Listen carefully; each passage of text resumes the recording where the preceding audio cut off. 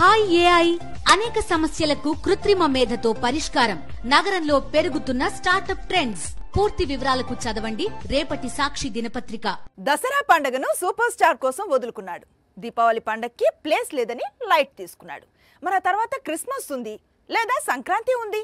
అంత భారీ బడ్జెట్ చిత్రాన్ని చిల్డ్రన్స్ డే రోజున రిలీజ్ చేయటం ఏంటి?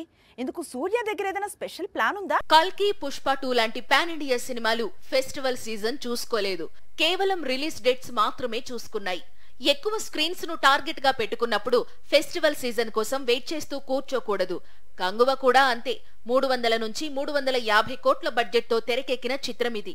ఈ సినిమాను వేట్టయాన్తో, సింగం అగైన్ లాంటి చిత్రాలతో పోటీ పడుతూ రిలీజ్ చేస్తే భారీగా వసూళ్లను కోల్పోవలసి వస్తుంది. అందుకే సూర్య కంగువ కోసం సోలో రిలీజ్ డేట్ ఫిక్స్ చేసుకున్నాడు. చిల్డ్రన్స్ డే కు కంగువను రిలీజ్ డేట్ లాక్ చేశాడు. నవంబర్ 14న కంగువను రిలీజ్ చేయడం ద్వారా ముందు పాన్ ఇండియా వైడ్ గా కావలసినన్ని స్క్రీన్స్ దొరుకుతాయి.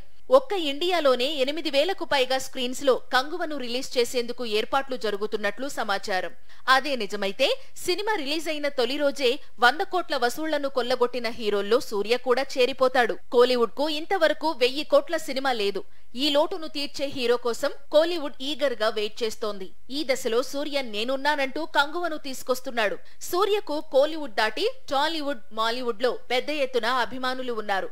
ఈ దశలో పాన్ ఇండియా మార్కెట్ ను కనుక కంగువ ఇంప్రెస్ చేయగలిగితే చిల్డ్రన్స్ డే రోజున కంగువ హిస్టరీ క్రియేట్ చేయడం ఖాయం.